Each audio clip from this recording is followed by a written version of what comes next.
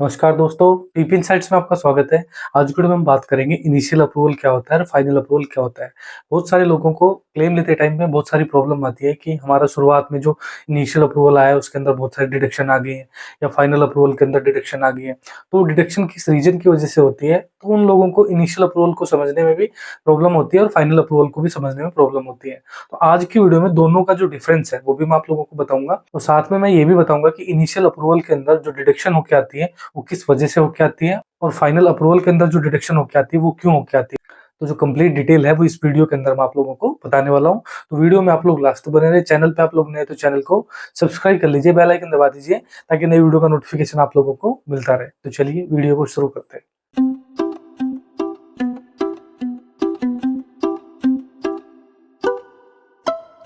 जब भी हम किसी नेटवर्क हॉस्पिटल में जाके एडमिट होकर अपना ट्रीटमेंट कराते हैं तो वहां पे हमें कैशलेस इलाज मिलता है। और कैशलेस इलाज मिलने के टाइम पे हमें दो अप्रूवल मिलते हैं इंश्योरेंस कंपनी की तरफ से, वो चाहे कोई भी इंश्योरेंस कंपनी या फिर टीपीए हो।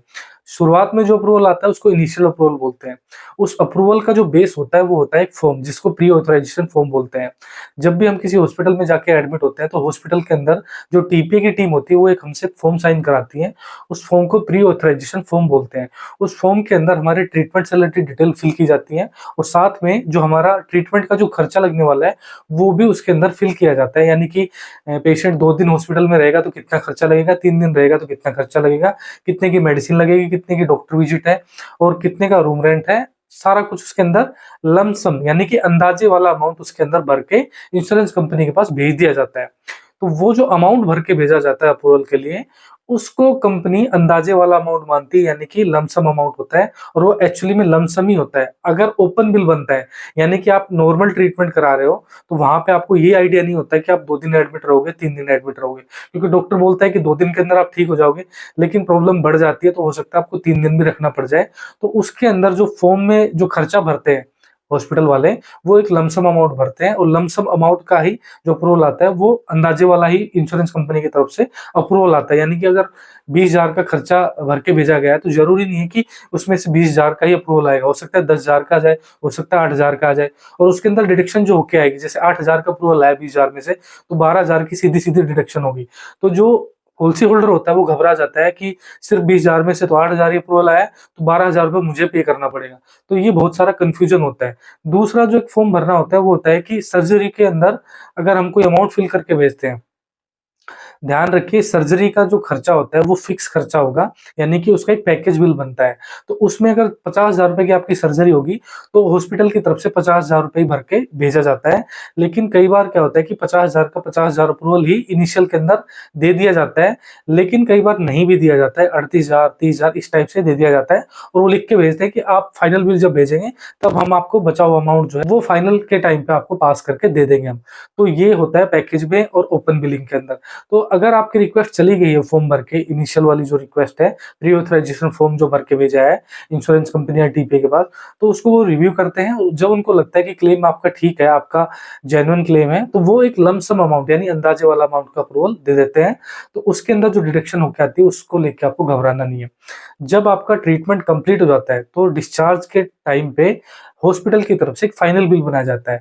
फाइनल बिल के अंदर शुरू से लेके यानी कि पहले दिन से लास्ट तक का जो खर्चा आपके ट्रीटमेंट के टाइम पे जो लगा है, यानी जो मेडिसिन लगी है, लैब टेस्ट के जो लगे हैं, रूम रेंट का, डॉक्टर विजिट, जो भी खर्चा ए टू जेड हॉस्पिटल ने जो आपसे नहीं लिया है वो आपके बिल के अंदर ऐड करके और दोबारा से रिक्वेस्ट भेजी जाती है फाइनल अप्रूवल के लिए।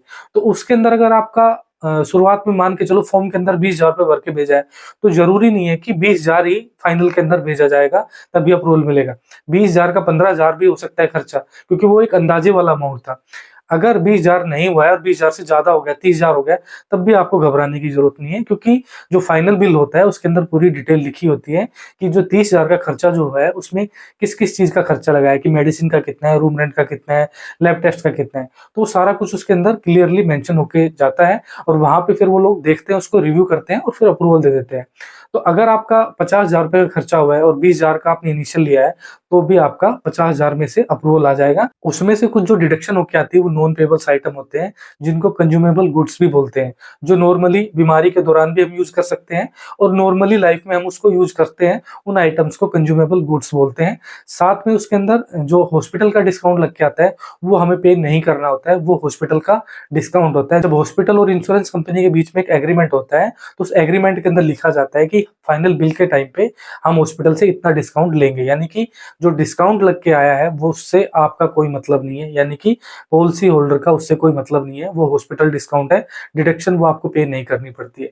ध्यान रखिए, जब भी अप्रूवल आता है तो फाइनल अप्रूवल के ऊपर लिखा आता है amount to be paid by insured, तो वो अमाउंट ही आपको पे करना है। उसको भी पे करने से पहले आपको अच्छे से फाइनल अप्रूवल लेटर को चेक करना है।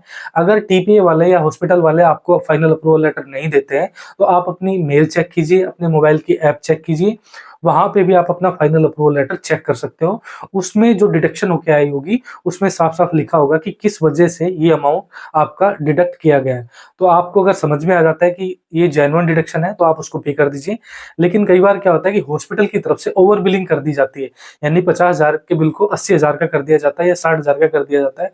तो जो टीपीए जो है या इंश्योरेंस कंपनी जो है वो 50,000 का अप्रूवल देके और 10,000 का डिडक्शन शो कर देती है और उसमें लिख के भेजती है कि जो 10,000 का जो डिडक्शन हो गया है ये ओवर बिलिंग का अमाउंट है, ये आपको पे नहीं करना है, यानी कि पॉलिसी होल्डर को ये पे नहीं करना है। और उस अमाउंट को amount to be paid by insured में वो लोग ऐड भी नहीं करते हैं, उसको अदर डिडक्शन में शो करते हैं। तो कई बार हॉस्पिटल वाले अदर डिडक्शन वाला भी पॉलिसी होल्डर से कलेक्ट कर लेते हैं। तो उस टाइम पॉलिसी होल्डर को, यानी कि जो मरीज है, जो पेशेंट है, जो इलाज करा रहा है या जो पेशेंट का अटेंडेंट है, उनको अच्छे से फाइनल अप्रूवल को चेक करना है, तभी आपको पे करना है जब आप उसको समझ पाओ।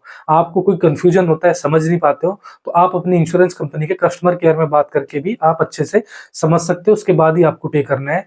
कुछ केसेस मैंने ऐसे देखे जिसके अंदर पॉलिसी होल्डर से अदर डिडक्शन वाला अमाउंट भी पे करा लिया गया है, यानी हॉस्पिटल ने उससे वो अमाउंट कलेक्ट कर लिया है। तो ये आपको नहीं करना है, इसमें आपका नुकसान है। तो जब भी आप अपना कैशलेस ट्रीटमेंट लें तो अपने इनिशियल पे भी ध्यान रखें कि क्या अमाउंट भर के भेज रहे हैं वो लोग और क्या अमाउंट का अप्रूवल आ रहा है, किस चीज का ट्रीटमेंट वो लोग कर रहे हैं। तो इस पे भी ध्यान रखें। साथ में फाइनल अप्रूवल लेटर को भी अच्छे से चेक करें, अच्छे से डिस्कशन करें, टीपीए की जो टीम है उनसे डिस्कस करें और तभी अपना जो डिडक्शन वाला अमाउंट है, यानी कि जो पैसा आपका कट के आया है, वो आप हॉस्पिटल को पे करें। तो आज की वीडियो का जो बनाने का मकसद वो यही था कि आप लोग अच्छे से समझ सको कि इनिशियल अप्रूवल क्या होता है, फाइनल अप्रूवल क्या होता है, दोनों में अंतर क्या होता है। और जो डिडक्शन होके आती है उसको देख के आपको घबराना नहीं है। जो फाइनल जो डिडक्शन होती है वो आपके लिए मैटर करती है। जो इनिशियल में जो डिडक्शन होके आती है उसको लेके आपको घबराना नहीं है। सभी कंफ्यूजन आप लोगों के दूर हो गए होंगे, इनिशियल से लेके फाइनल तक और डिडक्शन से लेके अमाउंट का पे करने तक का जो भी कंफ्यूजन था इस वीडियो को देख के क्लियर हो गया होगा। फिर भी आप लोगों के मन में इस वीडियो को लेके कोई सवाल है तो आप मुझे कमेंट सेक्शन में लिख के पूछ सकते हो। इसके अलावा आपके हेल्थ इंश्योरेंस क्लेम के अंदर कोई क्वेरी है, उस क्वेरी से रिलेटेड भी आप लोग मुझसे सवाल जरूर पूछिए। सभी सवालों का जवाब आप लोगों को लिमिटेड टाइम में जरूर मिलेगा। तो आज की वीडियो में इतना ही। वीडियो अच्छी लगे तो वीडियो को लाइक कर दीजिए, चैनल को सब्सक्राइब कर लीजिए, बेल आइकन दबा दीजिए ताकि नई वीडियो का नोटिफिकेशन आप लोगों को मिलता रहे। तो आज की वीडियो में इतना ही। वीडियो को ज्यादा से ज्यादा शेयर कीजिए। जितने भी पॉलिसी होल्डर हैं, किसी भी कंपनी के हैं, उन सभी के साथ इस वीडियो को शेयर कीजिए ताकि वो लोग अमाउंट पे करने से, यानी कि जो गलत अमाउंट है, जो एक्स्ट्रा अमाउंट है वो पे करने से बच सके। सभी की हेल्प कीजिए, सभी के साथ इस वीडियो को शेयर कीजिए। तो आज की वीडियो में इतना ही। मिलते हैं नेक्स्ट वीडियो में, तब तक के लिए नमस्कार।